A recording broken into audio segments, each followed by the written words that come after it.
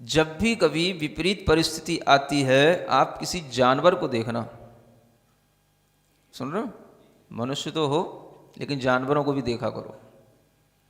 किसी जानवर को देखना, जब कोई जानवर डर जाता है या किसी भी परिस्थिति से अपने आप को बचाने की कोशिश करता है, तो वो जानवर उस समय पर बिल्कुल अपने आप की इंद्रियों को संकुचित कर लेता है,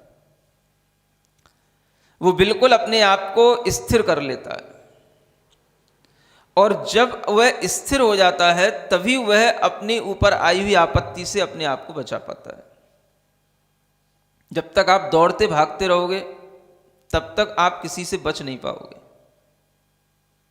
आपके पीछे कोई कुत्ता पड़ा हो, बंदर पड़ा हो, आप जितना दौड़ोगे वो उतना ही आपको दौड़ाएगा। और अगर आप डट गए, उसकी तरफ मुकाबला करने के लिए अपना मुख कर लिए, तो वो वहीं पे वहीं जहां है वहीं खड़ा रह जाएगा। वो भी ये देखता है कि इनको डराना है, इनको भगाना है, तो जितना तुम डरोगे उतना वो डराएगा, जितना तुम भगोगे उतना वो भगाएगा। और तुम जहां डटे बस वहीं पर डर भागा। समझ आ रहा ना? डर और डट, बस इतना सा अंतर है। तुम डट जाओ, जहां डट गए वहां डर नहीं है, फिर डर वहां से दौड़ पीछे आने लग जाता है, भागने लग जाता है। आपने कभी छोटी घटना सुनी होगी बच्चों की, जब स्कूल में पढ़ते थे तब, कि एक भालू जो है किसी आदमी के पीछे पड़ गया। समझ आ रहा ना? और वह दौड़ता दौड़ता दौड़ता दौड़ता वह एक पेड़ के पास पहुंच गया। अब उस पेड़ के पास पहुंच गया तो उसका मित्र भी उसके साथ में था, तो एक तो जो है ऊपर चढ़ गया और एक जो है नीचे ही रह गया। अब भालू आया तो उसने क्या किया, अपने आप को बिल्कुल इतना ऐसा मरा हुआ डाल दिया कि जैसे कि वो जिंदा है ही नहीं। श्वास भी किसी को समझ में ना आया कि तुम श्वास ले रहे हो। समझ आ रहा ना? भालू आया, देखा ऊपर से नीचे तक सूंघा, मरा हुआ है। बड़े बड़े जो जानवर होते हैं, सिंह होते हैं, भालू होते हैं, मरे हुए का कभी शिकार नहीं करते, इन्हें जिंदा चाहिए। ये भी इतने स्वाभिमानी होते हैं। समझ आ रहा है? तो बस वो आया, उसको सूंघा और सूंघ करके चला गया। जब वो चला गया थोड़ी देर बाद, तो ऊपर बैठा हुआ जो दोस्त था उसने कहा, भाई क्या हो गया, चला गया वो तो, तू बच गया? अरे तू कैसे बच गया? मेरी तो ऊपर बैठे बैठे दम निकल रही थी।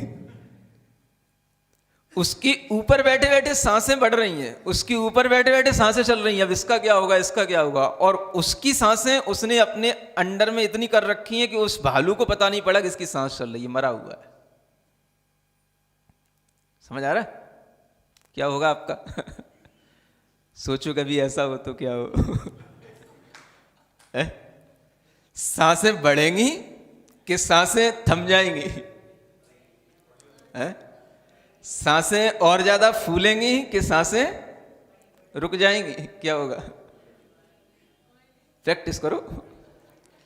अगर सामायिक करते होगे, ध्यान कभी करने बैठते होगे, तो ये प्रैक्टिस होगी। जैसे ही आप सामायिक में बैठोगे, श्वासें भी सामान्य हो जाती हैं, जो ब्रीदिंग प्रोसेस है वो बिल्कुल नॉर्मल हो जाता है। जो व्यक्ति सामायिक के भाव में आता है, उसका जैसी ब्रीदिंग प्रोसेस नॉर्मल होता है, तो उसके अंदर जितने भी तरीके के दर्द होते हैं वो भी थोड़ा सा नॉर्मल होने लग जाते हैं। अपनी योगों को चलायमान नहीं करना, अचल बनाना। योग माने जो आपका मन है, वचन है, काय है, इसको और स्थिर बनाना, बिल्कुल प्रतिमा की तरह। जैसे ठूंठ खड़ा होता है वृक्ष की तरह, बिल्कुल वैसे की तरह आप बिल्कुल अपने मन वचन काय को स्थिर कर लेना, अचल कर लेना। तो क्या होगा? उस आपत्ति को आप जीत लोगे। सुन रहे हो? वो आपत्ति जो आई है वो बहुत बड़ी आपत्ति है, लेकिन अगर आपकी योग स्थिर हैं तो आप उस आपत्ति को जीत लोगे। अगर आप चलायमान हो गए, दीनहीन हो गए, चिल्लाने लग गए, डर गए, भाग गए तो फिर कुछ नहीं होगा।